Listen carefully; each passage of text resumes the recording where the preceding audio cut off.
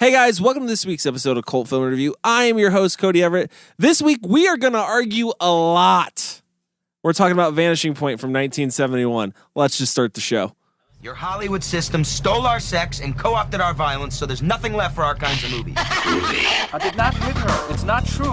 Klopex? Klopex. Klopex. Up yours, baby. Me and Bubba, my little brother, listen to you every night. Where in the hell are we? I have come here to chew bubblegum and kick ass.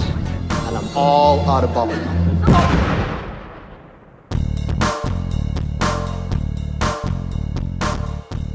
All right, guys, so we're here to talk about Vanishing Point from 1971. I have with me, as always, Kyle, Chris, and Mike. We are, it came out in 1971.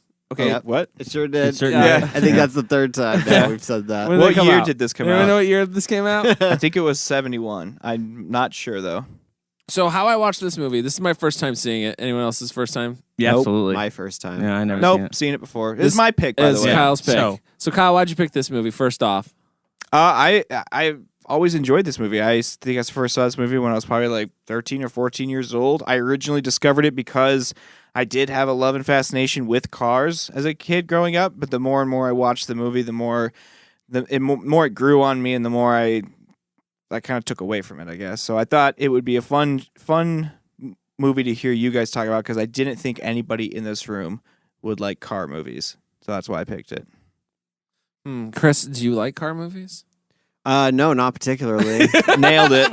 Nailed it. Not particularly, no. Mike, are you a car movie fan? I love, you know what? I do love the Fast and the Furious movies. I do have So do a I. soft spot in my heart for those. I do too, and Gone in 60 Seconds with Yeah, Nicolas like- Cage. I'm a big fan of that one. I don't It's a know pretty why. good movie. I do like car movies. I guess I like watching cars drive fast. See, I don't know if I would say I like a series and one other film. So I would say I'm not. You're not a car film fan. Not a car film fan. Really? Yeah. What did you like? Did you like Free Jack? No. Did you like No, I don't know Days what of that is. Thunder?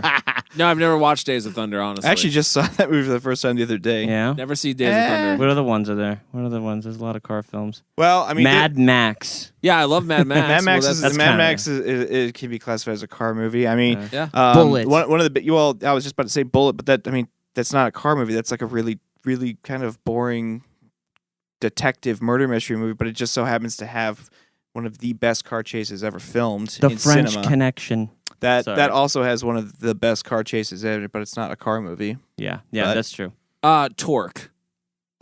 Yeah. Oh Jesus! Who's in that? Is that a Vin Diesel movie? No, it was the one that came out after Fast and the Furious. Yeah, that was about I remember motorcycles. that- I remember that. Was that well? That was. I remember. I Was remember Cisco passing. in that? I remember passing by that in like a Hollywood video and being like, "What the fuck?" Yeah, Like, pretty moving much. on. Yeah, what rapper? I don't Yeah, know. pretty good, pretty good.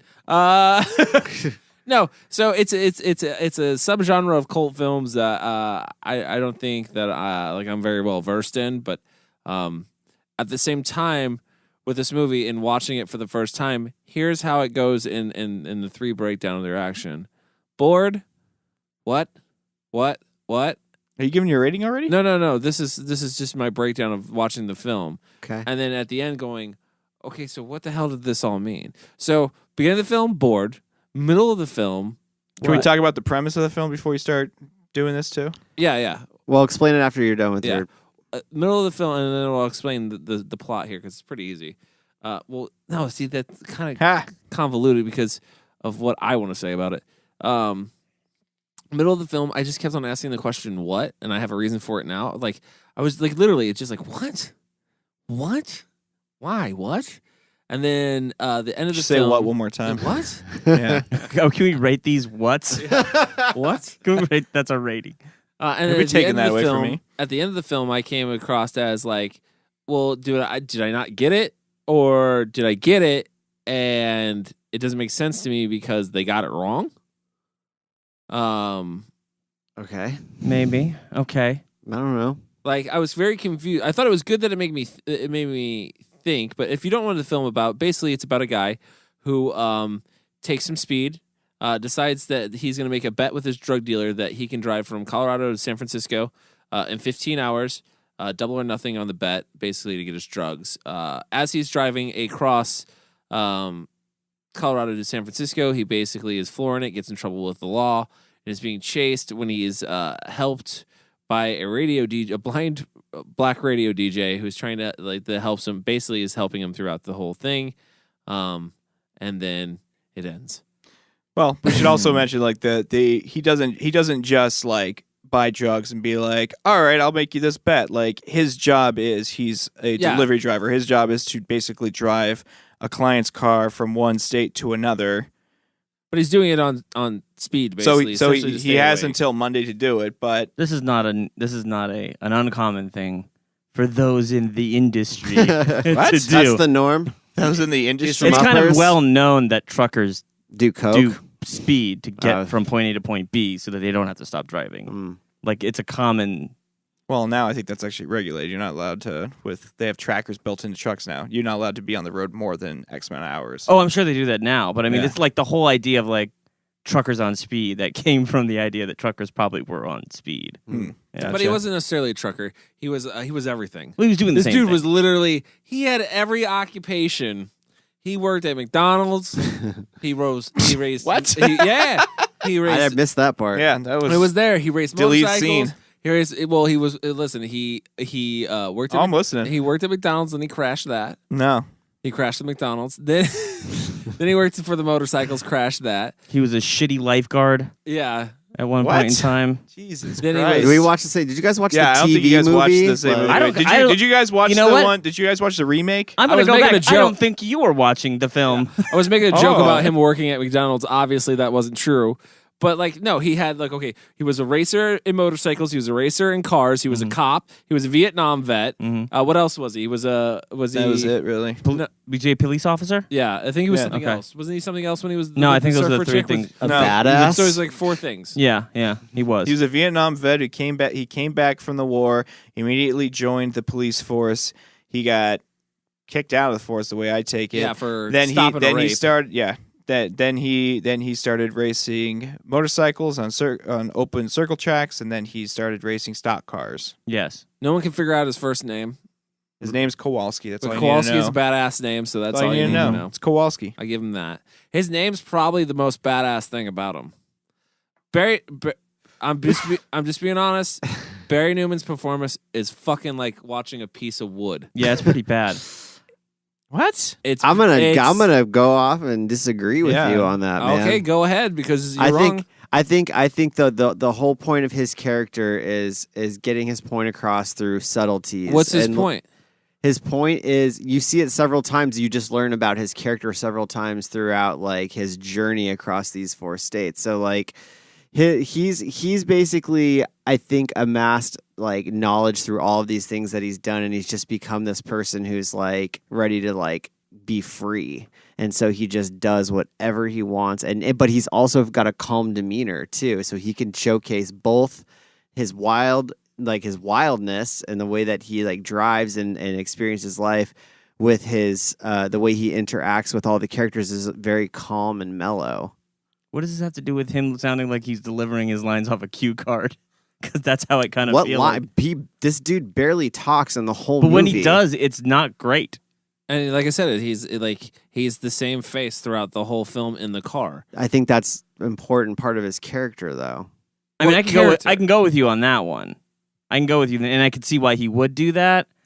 But I do feel like the times that he does speak, like it's like Which there's are no literally inflection. He has like 10 lines in the whole movie. I know, but that doesn't mean you have to. You know what? He had inflection when he told Super Soul to fuck off when he's in the desert. He definitely had personality there. He had a whole lot of personality when he was basically having a psychic conversation with Super Soul towards the end.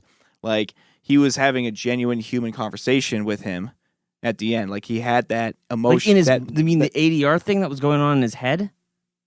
Or you mean the one when he was talking to him on the radio in the car when he's driving? No, it's when he's talking to he's driving and saying, "Yeah, I'm listening." He says in his head. No, he doesn't say it in his head. He actually No, he delivers actually Says those. it. Okay, fucking when he's lines. talking and he's driving. Yes. Okay, And his that's what I radio, mean. his radio's off. His radio is not on at this point, and Super Soul Oh, is it's not Super- on the radio. Super Okay. Soul is just sitting there talking I to don't him. know. I You didn't catch that whole weird no, kind of no, psychic I connection understand that. happened I'm there? just disagreeing with whether or not I thought it was a well done acting performance. I don't think so, but I don't think it called for it. Like, I mean, not in the way I don't know what would have made it well done. I feel mean, like- he's got such little dialogue. I that feel it's like people all like through... Mel Gibson in Well, Mad that's- Max That's also had no lines, but that's- when he did deliver them, it was so. But that also brings me to my what I was going to bring up as a point is because you said like what is this character's purpose? What is his purpose? Yeah, what is his purpose? Because my argument here, I'll give you my argument first, so you know where I'm coming from. My argument is he's not the hero of the film. Okay. My argument. Is there more to that? My argument is that the DJ is the hero of the film. Yeah, Okay. I disagree with that. You can disagree with it. Yeah, That's fine. I think they're one and the same almost in this film. I think one kind of guides the other, and the other one is like inspiring the other. One like- guides Yeah. one guides the whole thing. No, because One guy's the because whole- Kowalski's actions are inspiring Super Soul. Super Soul is what Super Soul is projecting into this personification of Kowalski is like this hero that Super Soul wants to see in America. So Kowalski's actions are And Kowalski's not- inspiring Super Soul, and Super Soul is then feeding Kowalski information. Kowalski's just trying to get away from the cops. yeah. But Kowalski is is reluctant in all of this. That's He's the literally thing. just trying to get away from the cops. He has No, he's not. He I don't don't give a think shit that- about the cops. He's just trying to get to California If by he did- 3. if he He's didn't- not trying to get away from anybody. He's just he could And give then a he shit. wouldn't turn He could give a away from them shit. every Hold time. on, but He this would is- keep going in the same all direction. of this- He killed himself way before the end of the film. All this is immaterial. No, the because- question at hand is whether or not he thinks he's an American hero or not. Kowalski, and the answer is no. Kowalski never once makes any claims to that. Right, but if the whole point of this film, like what Cody is saying, is that the whole moral of this film is this idea of this American hero that drives from one place to another, and he represents this counterculture attitude of fighting against like the man or whatever. He never the only represented person that's the spokesperson for that is Super Soul. And Super Soul's Super the only Soul, one. Super Soul projects that Yeah, persona onto Kowalski. It could have been any other. That's what I'm Yeah. saying. It could have been any other driver that he projected that on. It didn't have to be Kowalski. It could have been anyone. Yeah. So therefore, the real hero is Super Soul. I disagree. I think How? that Because he they're doesn't. two different all he cares about is perspectives on getting. the situation, Okay, like- his only motivation is to get to a destination by 3. He has no other investment or. Well, you don't It know. You feels don't like know he why. does- it You don't feels know like- why he has to get there by 3, though. and But it actually that's never feels explained like because he does. you don't need It it. fe- You don't need, and he never makes it anyways. But you don't need that from him. The because you investment- get the disposition from Super Soul. The fact that he thinks it, the fact that he needs to get to California by 3, and there's no exposition as to why, but he knows damn well that he has to he does not have a choice in the matter. He has to get to California by 3. He says that to the guy. The guy's like, well, you're fucking with me. You don't have to be there by 3. And he's like, I wish the hell I was, but I'm not, and I've got to go. So there is some serious purpose for him to get there by 3. We don't know what it is. We're left to speculate whatever it is, but saying that he's just driving fast because he wants free but he drugs, that's is. nothing. No, he doesn't want free drugs. Yeah, I disagree with the free drugs thing, and the reason why I specifically disagree with that is that he's offered free drugs and he turns them down. You're basing a whole backstory on a character off of one line that is given no other attention. No, in- it's an in the beginning important of the line. film. But it's giving no other attention besides in the beginning of the film. Whereas all the conflict, where besides the car chase scenes, like the actual conflict happens with the DJ. Is it Kowalski who gets stopped and beat up by the racist cops and has to fight his way back to lead Kowalski back onto his journey to be this martyr? No, it's Super Soul who has to come back from being beaten by racists and guide him. Super Soul is the one who has the conflict. It may not be as well played out because I think they couldn't. I said this when we were watching the film. I called it out. I said, you know what would make this a better film and make it a little more prolific? What? If Kowalski was black?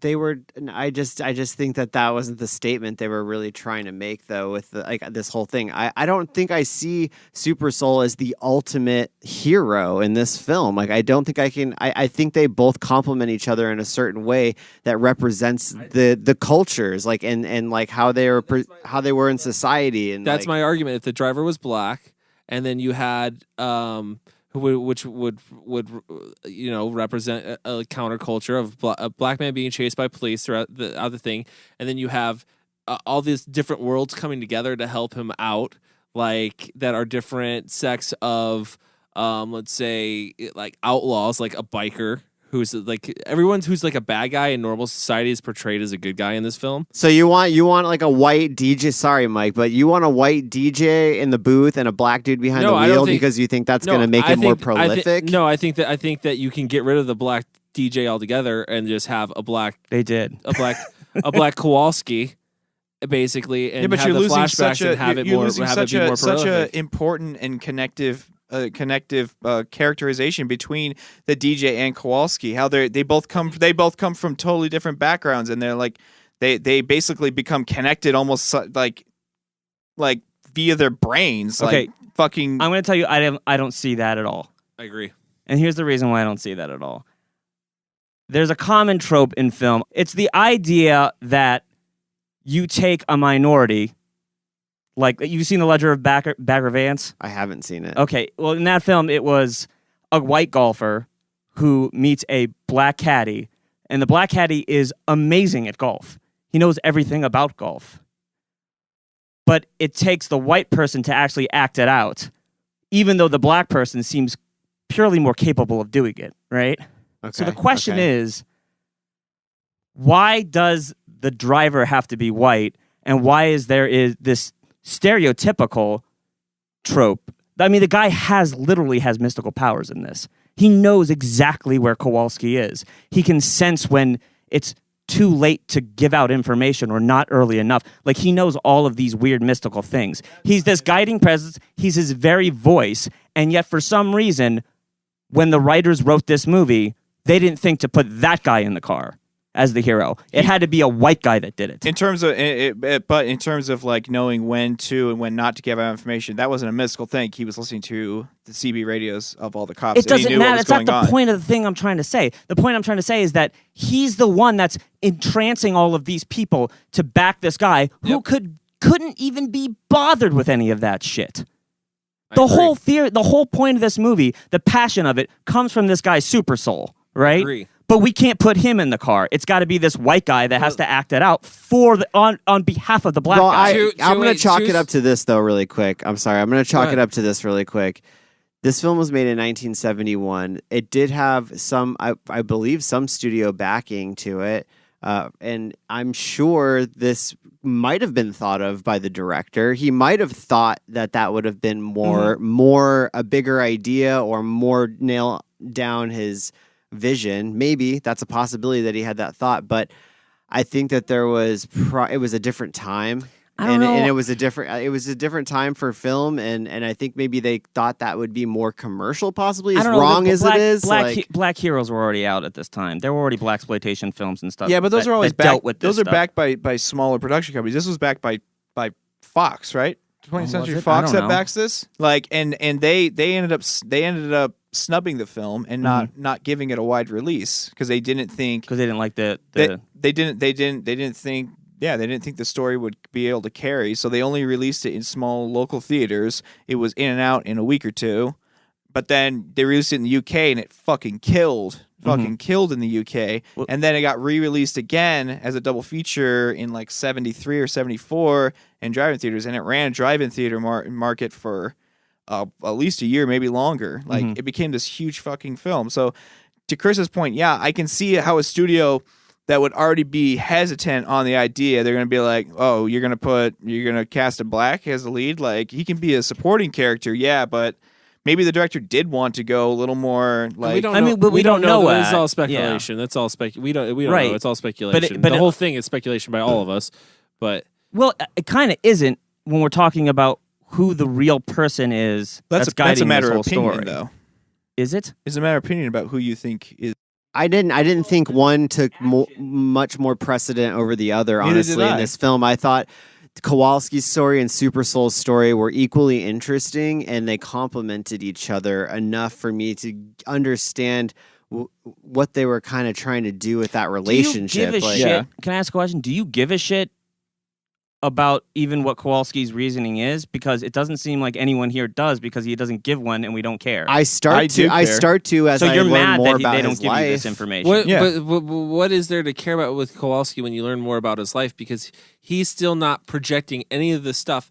It's all Super Soul who's projecting this But being martyr of freedom. He's not. But He's Kowalski's not like a stand-up guy. You learned this but from he's his a backstory. No, Yeah, you he's do. a stand-up guy who checks on everybody in terrible car crashes when he and makes them everybody crash. that has anything to say about him always says like amazing shit. So maybe he seems a little indifferent about being propped up as this martyr, but he's at least a good human being. He represents I don't like a even good. think he really knows he's person. propped up as a martyr, though. He doesn't. He really. So then, how? But I also that's don't- what I'm saying. How can he be the hero when he doesn't even know he is? Yeah, and that not only that, but I also don't think he cares. He gives me a very the attitude of like, look, I'm just trying to get from point A to point B. If my actions happen to instill some sort of weird counterculture, I don't give a shit.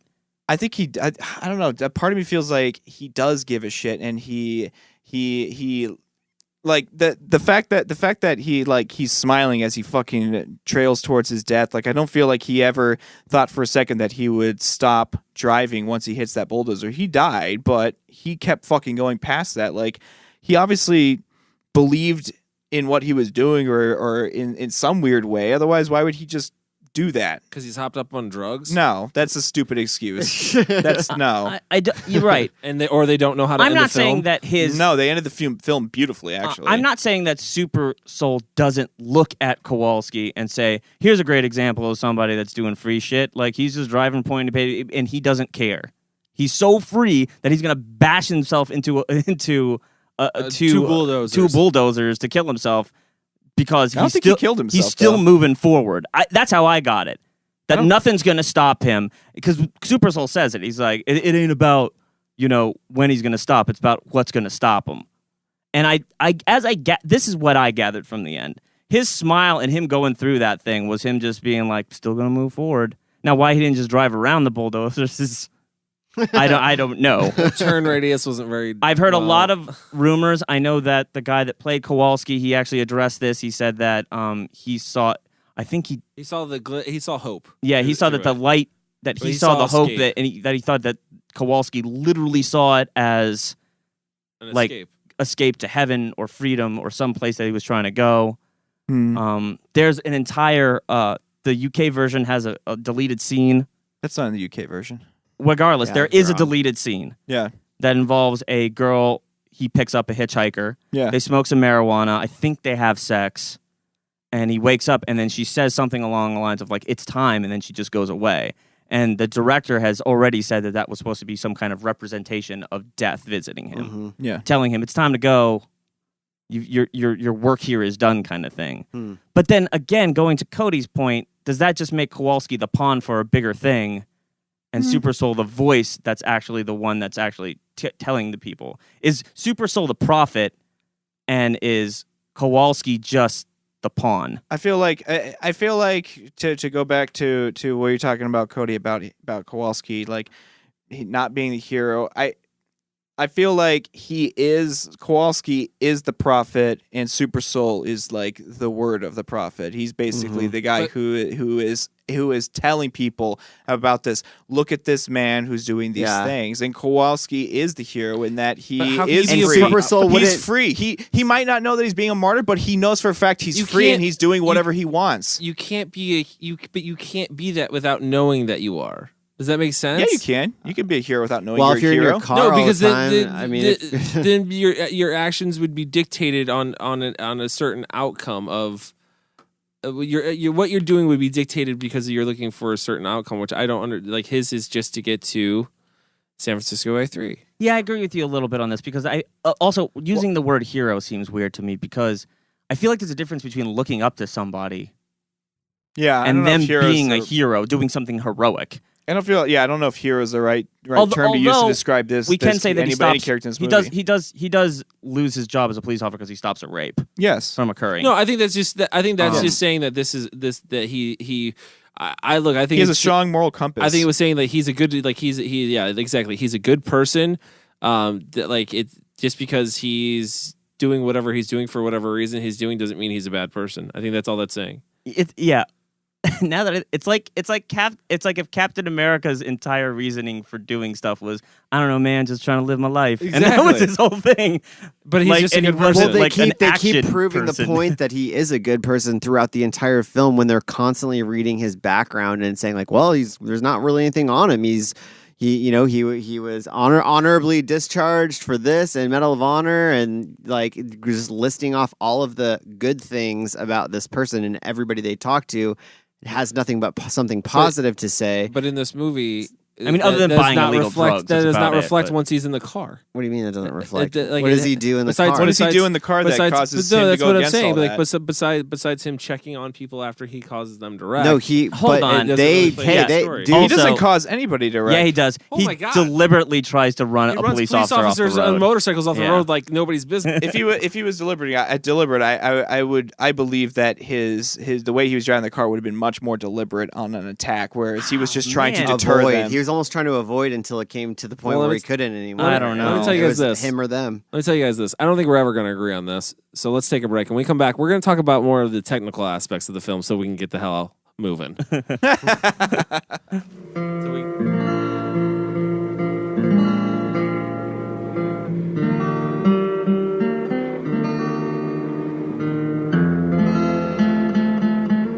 There goes the Challenger being chased by the blue meanies on wheels. The vicious traffic squad cars are after our lone driver, the last American hero, the electric centaur, the demigod, the super driver of the Golden West. Two nasty Nazi cars are close behind the beautiful lone driver. The police numbers are getting closer to our soul hero in his soul mobile. Yeah, baby, they're about to strike. They're gonna get him, smash him, rip the last beautiful free soul on this planet.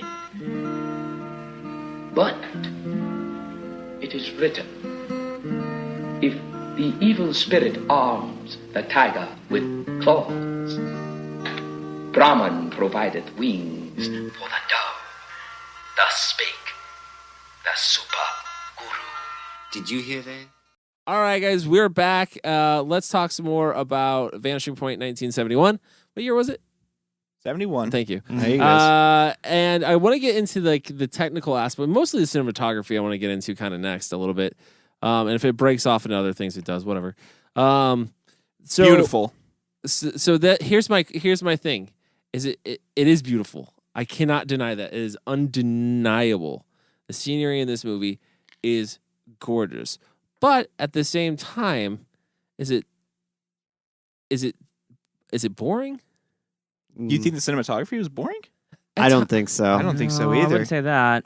The No. boring? Like Maybe boring is the wrong. It's not like it was static or anything. Maybe boring is the wrong word, but sometimes I felt like maybe that's more of the editing. Maybe a shot lingered too long sometimes. which do you have one specifically? the long desert shots of the car driving, like where it's like on top of a mountain, which is like, again, they're beautiful shots.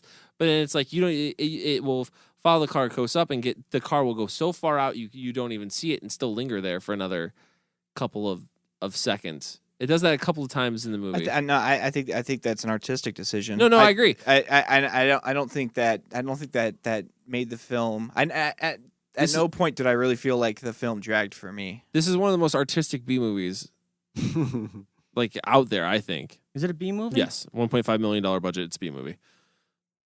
Well, I mean, Even in 1971, it made $12 million. it made its money back. It was a hit, but it's definitely I think it made the bulk of its money back on VHS sales. Yeah, it's a. Okay. Don't get me wrong. Like this was artistic B movies was a genre.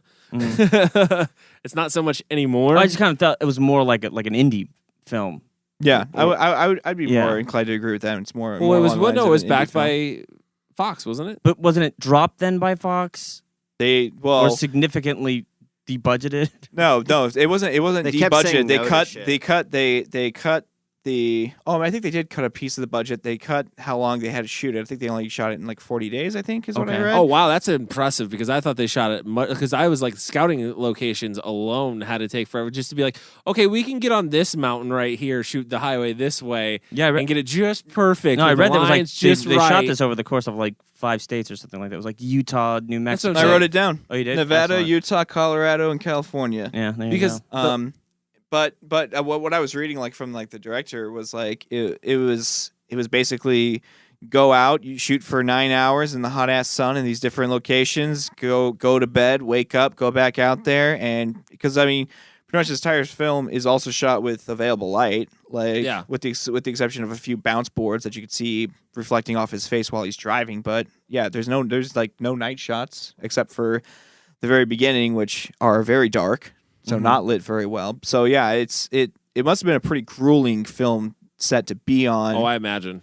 You know, being out in the middle of the desert. Yeah, because you got to hike for up mountains, down mountains. But to go back to your point, though, I'm sorry. We were talking about cinematography. To go back to your point about the car, about like those shots holding where the car's driving all across this desert, this basically this flat barren wasteland. Like I didn't think the shots held too long. I thought the shots held long enough for you to really kind of appreciate the fact that he is a grain of sand in this giant fucking endless desert he has no way of getting out of. And I feel like its purpose in holding on these longer shots and showing these beautiful helicopter shots is to kind of make you feel almost claustrophobic with Kowalski in this huge, vast wasteland, and I think it did that. It made that point very well. You know what my favorite part, now that you mentioned that, is when he meets the biker, and it's just like, yeah, where's your place at? He's like, a mile back that way, and then they take this huge, like, there's this, like, clearly, like, a helicopter shot that seems to go on for like hundreds of miles, and there's not a fucking shack out there. I'm like, where? A mile? Well, it was hidden. You didn't see that. See, he had all those. He had all those Palo Verde trees around, so you couldn't see it. I think that they got really creative with the fact that this movie's called Vanishing Point, and I maybe you guys noticed it also, but every single shot in this film, almost every single shot, including in the radio station, there's always a dividing line going horizontally across the frame, and the camera always follows a very straight horizontal line, like almost in every single shot, which drives home the idea of a vanishing point, which is where two lines basically converge, right? And you could never reach it. Like it's so for the film to be shot this way and everything to be like lined up that way with the cars like passing through the frame, like and including the radio station, like getting it, you know, just always using the same style, like I think it worked so well for the film. And there was even some shots where the car would like come directly at the camera and they'd have to whip around and face it the other way to catch it going away from the camera. And I was just thinking to myself, like, how close to that, to the moving vehicle did they have to be to accomplish that shot? I don't think they could have been on a mountain across the way filming with like a telephoto lens and gotten that same angle that they had, like where it feels like you're going to get hit by this car and then it flings around and it goes right past it. Like they used a lot of stuff like that I know thought was creative. They specifically, I think it was the RE2 they used. And I was reading somewhere that the reason why they picked that camera was because of lightweight movability. Like, and I would imagine that was because you're right. I think they had to get close. I don't think these things were telephotoed. No, there's no way they were. No, and the cameras were there was no tow vehicles that were used. They were just mounted cameras straight to the car, and he was just driving the car like. And to get deep to try to get deep on the film based on something you just said. Where a vanishing point is two lines that converge you can never reach. Is California the vanishing point for Kowalski? I spent the entire time. I'm feel glad that you like said that that's because what I didn't that make that means. connection, but I still have. I'm trying to figure out what vanishing point was. Maybe that's maybe that's like the idea behind the shots. Of maybe that's why maybe I thought it was lingering too long. Maybe they kept them in shot because it's till you can't see the car anymore, which would be the vanishing point. You know what? This is gonna be stupid just to show you how dumb I was at the beginning of this film. The part where he's driving and then he crosses that black car. He passes that black car right at the beginning. I thought they were doing they were telling the story from the end to beginning. Yeah. At first, and I was like, oh, that's a vanishing point. Like, somehow, some way, he's going to end up in that other car. and the cops are never going to get him. Like, I thought that was going to be some weird kind of like magic trick that he did. And then this film went absolutely nowhere in that direction. You want to talk about like feeling dumb about the movie? Cody didn't realize that the DJ was blind until halfway through. Yep, Really? That's true. Yeah. Oh, I knew it immediately. Yeah, because he's walking with a dog, blind, and he's blind with a helper thought he dog. liked animals. Thought he was an animal fan. What's your vanishing point? Is that the film you watched? You just couldn't see it. You could never get to it. Well, I will say that I thought the girl on the bike was the girl that he met at the gas station. Well, all the girls look exactly like his girlfriend who died, the surfer. I read that. That's got to be a thing. I don't know if this is true, but I actually just read this today. But somebody claimed that the girl, the naked motorcycle riding girl, is the same girl that he saved in the cop car. I thought that too, but I saw no reason why such a young girl the girl on the bike is relatively young.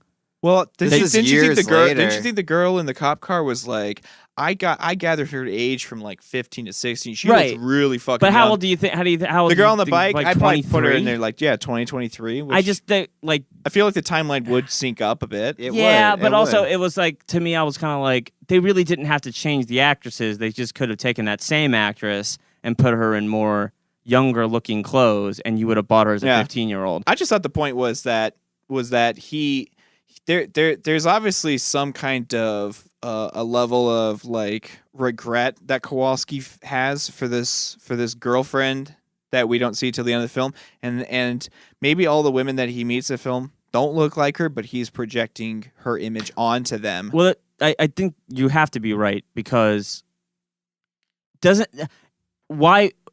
whole reason he has that flashback about the cop car scenario is because he looks at the girl at the gas station and he gives her this look like he recognizes her, and then that like spurns on this recollection that he has. Happens at the beginning when he first buys drugs. He looks over at that girl. He kind of lingers on her, and the one girl looks just like her as well. You don't get a flashback in that scene, but he definitely has a look like, I think I recognize her. Mm-hmm. And I take it that the surfer girl was his actual girlfriend, and I believe I also read somebody said that she died, and that was a little symbolism of the surfboard. There's a newspaper article about her dying in the movie. What do you mean? Oh yeah, that's right. Okay. I actually think that's one of the worst shots of the film. Of I'm not a fan of it. The surfboard just washing up on shore. It seemed very. I don't know what the word. It's a heavy-handed. It's a heavy-handed. What's the? Oh shit! I can't remember. I know what you now. mean. Yeah. Symbolism. Yeah, I laughed immediately when I saw the surfboard go by. I'm like, like that was my response. Was just like, oh, is that how they're gonna show she died? Like in this romantic surfboard, just slowly like setting but in the no background. girl on it, not anymore. What I loved about that scene was. It was a Jeep in snow cut immediately to a beach. Yeah. I was What like, was that? I feel like they missed a flashback, or they weren't able to complete. They weren't able to finish filming 2 flashbacks, so they smashed them together to make one. I was wondering. weird. I was wondering that. I think I asked you that question. Like, what the fuck wasn't it a Jeep in snow just like 2 seconds ago? But it's funny. I've seen this movie a lot of times, and the Jeep scene specifically, I'm just like, what the fuck is this? Yeah. Is this what copy do I have? Is this a collector's? Did they add this scene? It would be funny if it was snow, and then that's how she died. She was surfboarding. She's like, she hit an iceberg. Like what? She was snowing in like the Arctic. She was surfed right into an iceberg. I know this is going to be like full circle back in, but there is one scene I definitely want to just touch on as being absolutely beautiful in terms of shot, which is that intro scene, the first 10 minutes. Where it's establishing the town and the bulldozers are going through. Like, those shots feel very Sergio Leone. They're like holding on all these images and scenes of just like death and like a dead town, a decrepit building. These people look like they're on their way out. They're on their way out. They're very old, and like there's even one shot where I swear it's the scene from The Searchers where she's standing silhouetted in the doorway, and it's a shot like looking through a window, and a person standing in a doorway, black silhouetted, looking past that window through the house to the bulldozer moving in, and like it was just shots like that. Like that was one thing that, upon viewing it for this episode, I was completely thrown back because I didn't realize how beautiful this movie actually was shot. Like, Yeah. Oh no, there's definitely some painstaking effort taken into filming this movie. I can definitely see that. even the scenes of the car driving, like those do have like watching somebody drive a car has the potential to be quite boring. But even like scenes when he's like shifting, like and he's like gunning it, and it's like it's just so action packed feeling. And it's so rapid and so fast and so shot at such cool low angles and shit. In the chase scenes, yes, but then at some of the other, if it wasn't for the scenery and some of the other shots and the line placement and stuff like that, if it wasn't for the cinematographer, if it was not for the cinematographer, this movie would not be nearly as good as it is. Yeah, I want to talk about one actual Not nearly. shot that He's specifically fantastic. I kind of feel like addresses this a little bit.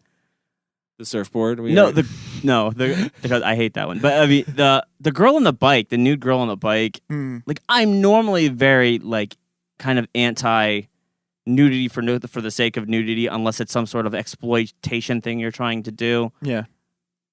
The first time I see this girl riding on a bike in the middle of the desert naked, the first thing I did was like kind of eye roll a little bit, like, oh, cool, she's fucking naked on the bike. Yeah. Right. And then the way it was shot, though, it started becoming more of like a beautiful, serene thing, almost like a Renaissance photo. Like the fact of her being naked had nothing to do with anything. It's just it was interesting to see the human form on a bike. Yeah, I agree with you 100%. I think that's exactly what they were going for. Weird thing, but I will say, her vagina must have been on fire because it was like in the sun on a leather. Like, how did she do that? I was like, her swamp ass has to be so bad. Like, that's what I was thinking. Like, that must hurt so much what you're doing right now. No, here, real quick, just to jump in, I did want to say that I also think it's one of the best representations of freedom in the film. Oh, absolutely. When I got it, and I understood the context of it, it became a beautiful thing. Oh, it's one of the I think it's one of the, and it's all done. That's all done visually with the shots, not storytelling in the script, which I thought was, again, a testament to. I almost think the cinematographer is a better storyteller than maybe the director or the screenwriter. I mean, it's possible. I mean, depends on how involved the director was with the cinematographer. You know. Yeah, you know. I don't know. We can't know. Yeah. What were you gonna say, Chris? Oh, I was just gonna say while we're on that scene, that was another scene where Kowalski's character really like showed me who he was. So once she gets off the bike and they're standing on opposite sides of a car, I don't think it's his car, it's another vehicle on his property. You know, you've got this man who's fairly handsome standing on one side of the car, and you've got this completely naked woman standing on the other side of the car, and they're talking, and basically the girl is propositioning him to fool around, you know, and that moment, you know, you might think, okay, Kowalski's, you know, this bad boy or whatever, this and that, like, but the approach that he had to it, which was basically like, she's like, do you want to fool around? And he's like, no, that's okay. And she's like, you don't fancy me? And he's like, no, I do very much, you know, but he basically was showing like this honor or something. But the only representation that you get that he's a bad boy is that he's running from the cops. Everything else, which makes his character bigger. Everything else says that he's a good guy, so you wouldn't expect anything less. I think it goes to what Kyle was saying about his character only having one purpose in life, and that's like driving. Like, whatever. Like, I that's how I took it. As just like, yeah, do you want to have sex? I mean, that would mean I have to stop to do something, though, right? Like, I mean, he's already there. Like, he's already stopped. I understand, but maybe it just doesn't interest him as much as driving. Right. That's what I'm saying. As much as just getting on the road and not having to focus on anything except for the fucking lines ahead of you. You know? Yeah. I mean, I think it just goes to his. Like I said, I think it makes no sense really if you think about it in the context of reality. Like what you just said, you're there anyway. Why not just stop for a sex if she's just like, I'm down, let's do this. You know what I mean? Why not? Because he's not driving then. And that's what I think they want you to think at first is going to be the attitude, and then the fact that he basically turns her down. I don't think it was just because he has a one-track mind about driving. I think it's because they have already shown you that he's that type of person with the rape scene, right? Well, in every other scene, like I said, when he runs somebody off the road, he always checks on him. So it's just one more thing kind of showing you the person. Okay, but now here's the weird thing. No, I was gonna go ahead. Yeah, I mean, to go back to this now, we're talking about this is a film that's supposed to be representative of like the counterculture. If free love is part of that representation, like Would he be the counterculture in that situation? that's what I'm saying. He's not representing the fucking counter. word. He's not representing the counterculture then, because he's not participating in something. Like for what you just said right there, like he doesn't. That stuff He interests doesn't him. participate in the sex. Just like he wouldn't. What was the other thing? Apparently he does, but that scene was cut out. Well, no, I'm just saying he doesn't. Yeah, right. He doesn't participate in anything besides driving. He doesn't. Right. Besides driving, doing drugs, he doesn't. Because he's participate in offered anything. marijuana too, and he turns that Turns down. that down too. Yeah. But apparently, again, in this scene where he has sex, he actually does That smoke seems the so marijuana. strange. I'm actually Can't kind of, talk about it in I'm another actually kind of honestly after seeing the film, like, and if that's what the deleted scene is, I'm glad they left it out because I would have absolutely loved the symbolism of that woman was supposed to represent death. Because if I remember correctly, the line is something along the lines of like, "I've been waiting for you forever," Yeah, and something like I'm that. like, Yeah. you know, something like that, and then she basically vanishes. Like that would have been a really cool thing to have in there and a cool little nugget. But at the same time, seeing him smoke weed, seeing him like fuck this chick, like while throughout the film he's turned these things down, like it would seem like a weird character change to suddenly be like, okay, now that's okay to do. I'm fine with it now in this situation solely. I mean, the only way I can see it. But then the weird again, we thing is haven't he's having seen it. sex with death. Right. Yeah, he's having sex with death. The only way I could see it Which is what working he's doing this is whole if, film. There's that scene where a person falters for a second and then has to get back on track. It's just to kind of turn the audience from what they think to already expect from a character. Like they do it in romantic comedies. You know what I mean? Like he'll have sex with another person and fail just a little bit, but he still really loves the other girl. Happens to Super Soul. How so? Super Soul has to come back from getting beaten. That's true. Again, maybe. That's what I'm saying. Let's not go back That's- into it because it's just going to But start that's what I'm off, saying. Yeah. No. So, and then the other thing that I think is another hero of this film, in my opinion, is the soundtrack. Is fantastic. Soundtrack's fucking rocking. It's wonderful. It's amazing. Yeah. Fantastic. It's so good. It's another car movie with a great soundtrack. This And- blows the Wraith out of the water. And you can see where a great car movies need great soundtracks. I think this is going to be proven in the 3 car movies that we've done so far, which is The Wraith, great soundtrack. Maximum Overdrive, great soundtrack. Congo. No, Congo. Congo Yeah. is not a car movie. It's about communications. Oh, damn it. I don't want to get into it because we've already discussed that, but I don't know. This soundtrack is far superior to, I don't to think- Maximum Yeah. Overdrive. Maximum Overdrive was just AC/DC. No, I'm saying Like, that. Is there a chance to get an album? No, I'm saying that this is probably the best out of all 3. I'm not. I kind of want to go but back I'm saying through. they all have kick-ass soundtracks. I kind of actually want to go back through specifically just the soundtrack of this film and kind of research the songs and research what the songs are about because They do have the last meanings. song, the last song at the end is like all about basically like you don't see this person but he keeps going on. It's like it's basically supposed to be symbolic of his death. But I'm curious how all the other songs kind of punctuate some kind of story or some kind of feeling that you're supposed to have at those moments. Well, that's what I was going to actually bring up about the soundtrack not just being good, but being utilized to to tell a story in a certain way. I felt that every single time they played a song, whatever was going on in the scene was being juxtaposed. Did anybody get that idea? Yes. From it? Yeah. Like with when the guy's getting beat down by the white racists that come in, like there's this gospel song that's full of hope. Yeah. And full of and I noticed that a lot throughout this whole thing. There would be a really horrible thing happening on screen, and the music is uplifting and happy. Mm-hmm. It's the opposite. Like when he's the first chase with the cops, it's like this, like it's really happy.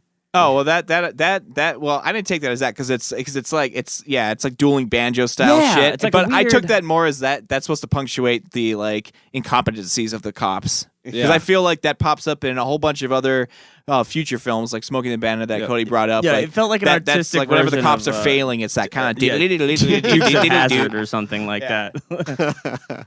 Yeah, it's supposed. I think it was just supposed to make the cops their inability to fucking keep up with him just seem all the more embarrassing. Right. But I mean, despite the fact The music, the music music is fucking yeah, solid in this. and it's being used. It's not just like sorry about the Maximum Overdrive thing. I know you loved it, but the only reason their songs are being put into that movie is to emphasize this idea of just like it's hard rock and this is metal and this is fucking the shit. Yeah. Like this was being used in an artistic way. But Like I mean, I don't feel like the songs were picked for the scenes in Maximum Overdrive. Whoa. Yeah, I don't feel like they were specifically picked Who for made the who is all about. That's even in the movie. That's a different movie. We'll get into that later. The other people that deserve a gold star on Stunt this drivers? is the fucking stunt Jesus drivers. Christ. Holy crap! I was like, laughing earlier because somebody brought up like, did you bring up or someone brought up like, oh, he always stops to check on these people, and Yeah. it just made me click on that scene with the dude in the Jaguar. Jaguar. Fucking end lands over on his end, head. first, car on top of him into the water, and he just gets up. He's like, oh, What happened? Well, you know, there's gonna be a crash or someone is like gonna do because it's like.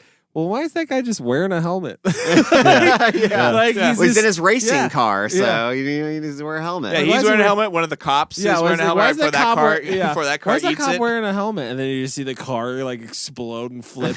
Like, oh, I get it now. But no, because like it's like seatbelts were like extra in 1971. These things are like these crashes and stuff like that are brutal. Yeah, they're real, dude.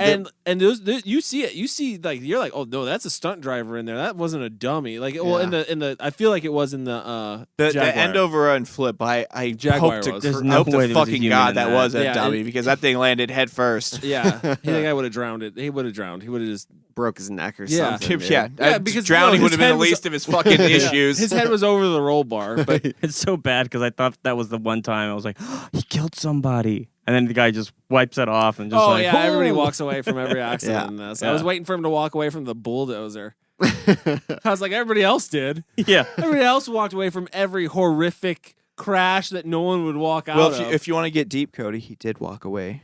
Well, no, I think it was more. I Flew think away. I think it was more of like we're just all matter anyway. Yeah, so he just kinda- he just he knew transferred that. into matter. Yeah, he knew that, so he was okay with that. Yeah. That's He had that real. He had that moment of fucking zen where he realized even if I hit these things, I won't die. I'll He keep going. he Obi-Wan'd those did. bulldozers. He Obi-Wan'd him. What Yeah. about the what about the old Manson family out in the desert? dancing I with love fucking them. Snakes.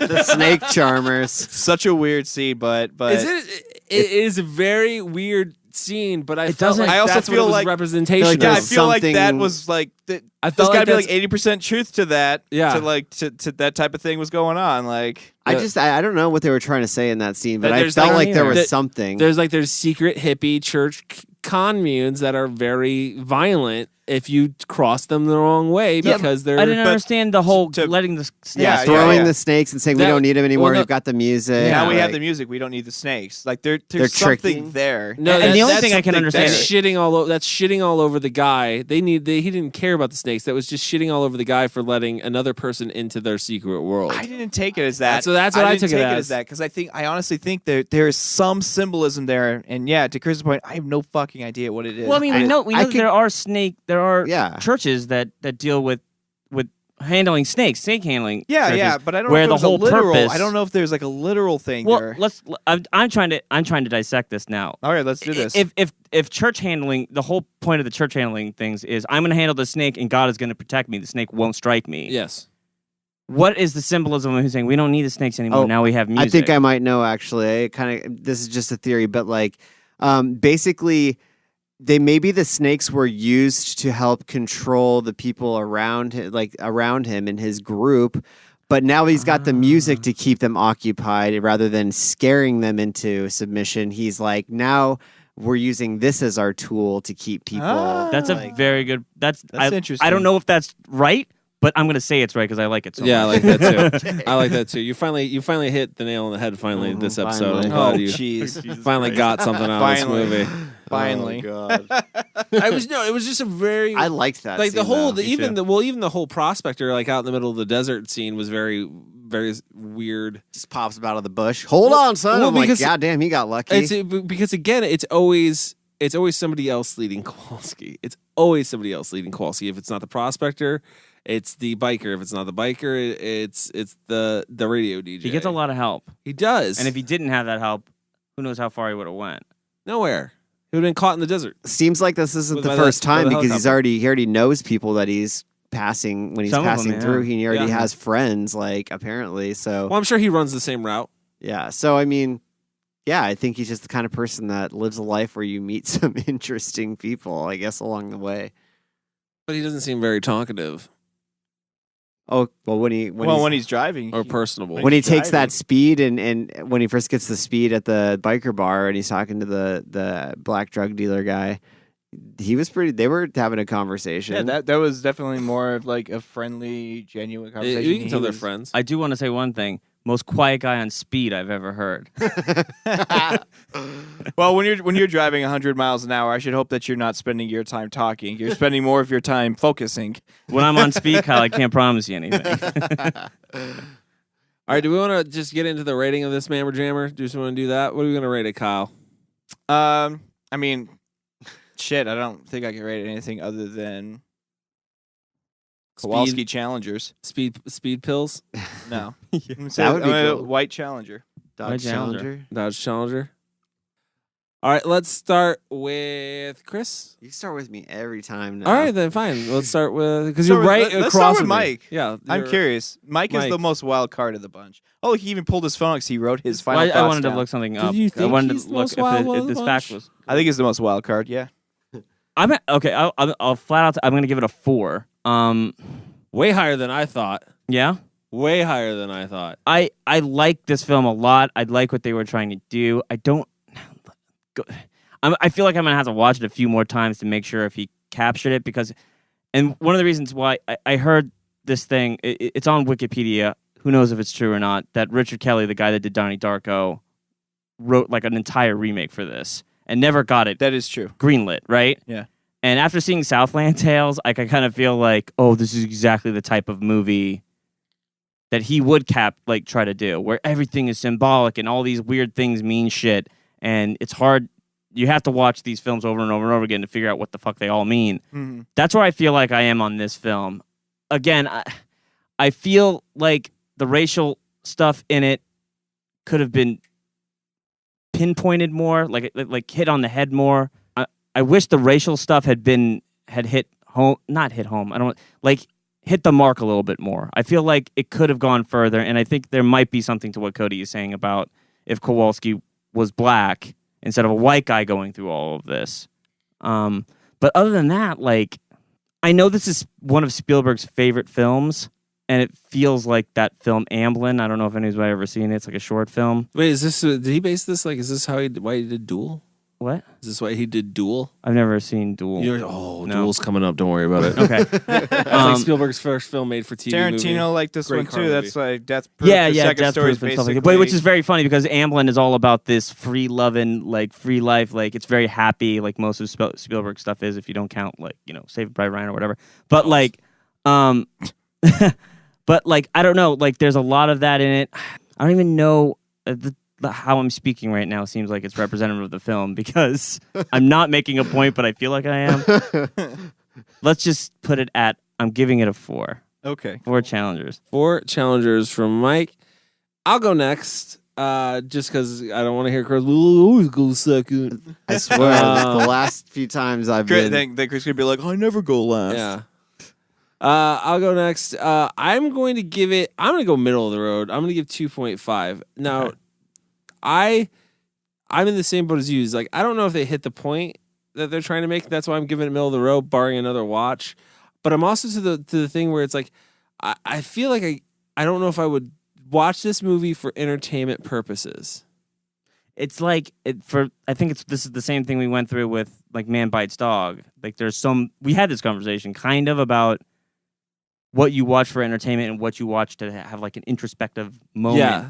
I think this movie is one of those ones where you can. So I see how some people get both out of it. Mm-hmm. I did not get both out of it, and I got more of an introspective like kind of thing out of it. So maybe I might watch it again just to be like, well, how do I actually, what are my final feelings on this? So I'm going 2.5, middle of the road. Beautifully shot. If you are wanting to be a cinematographer, watch this movie because I feel like it's a lesson, especially for car movies. especially for how to make an artistic horror movie. Just the way this is shot, I think, tells more of a story than maybe the actual script does. And that's it. Yeah, 2.5. Chris?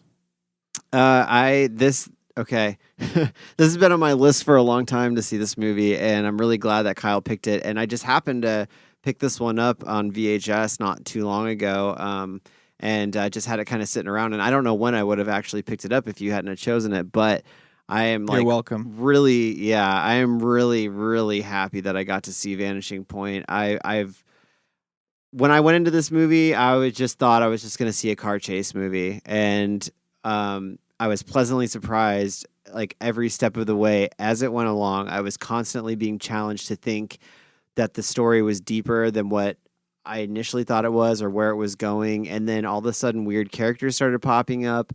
And all along the while I was being entirely entertained by the stunts, the driving, like all of the maneuvering that the car could do, the fact that it could drive through the desert, like, just the way he was getting himself in and out of these situations. And on top of that, you throw in a character like Super Soul, who's on the other end, just like pumping this whole movie up even more. I thought the sound design was amazing, how the sound effects and the sound of the cars would meld a lot of the time with the music. And like, it was just they were just such sharp, distinct sounds that I was like, am really impressed, like how good of quality they were. And I was watching this on VHS too.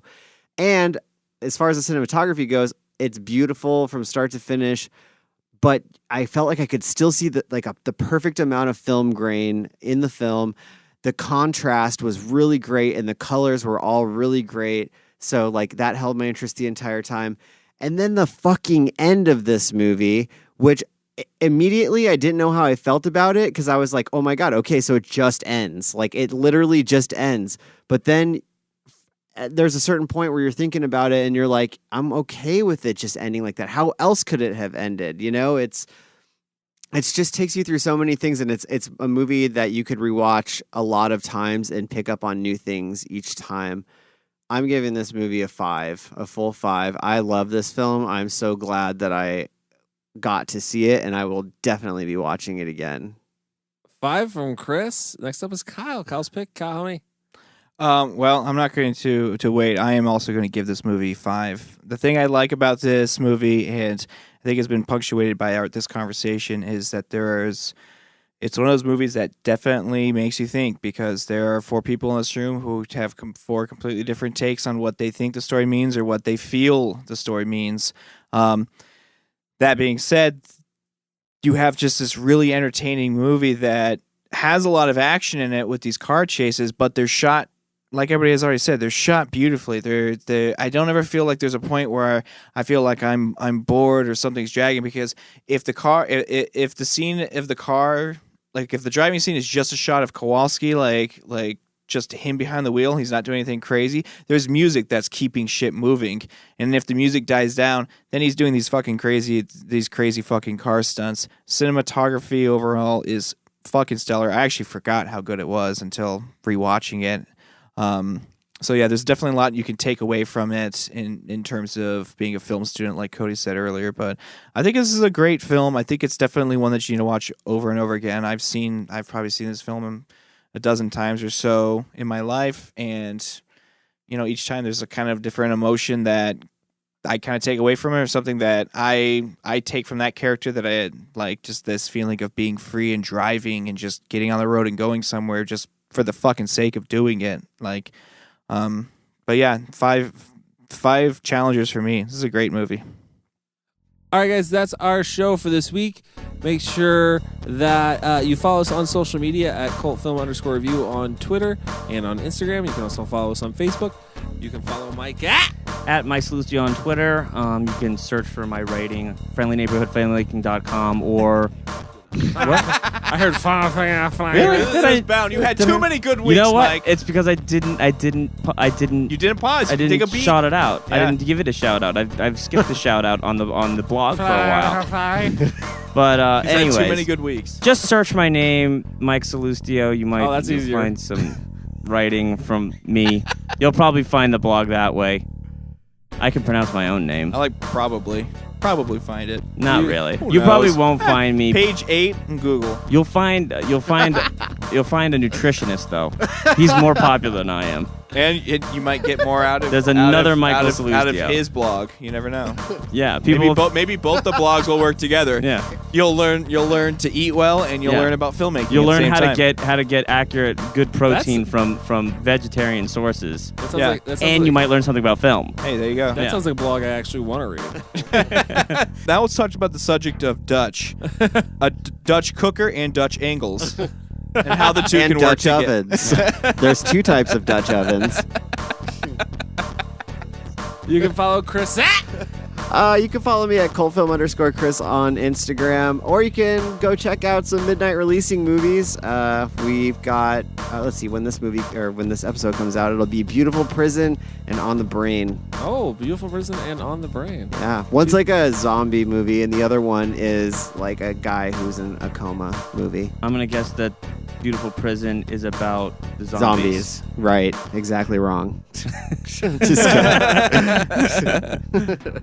You can follow Kyle at. You can follow me on Instagram at cultfilm_Kyle, as well as Twitter. All right, guys, just make sure you hit the subscribe button on iTunes, rate us 5 stars. It really helps us out. We'd really appreciate that. And remember, if you're going to join a cult, just make sure they watch good movies. We'll see you next week.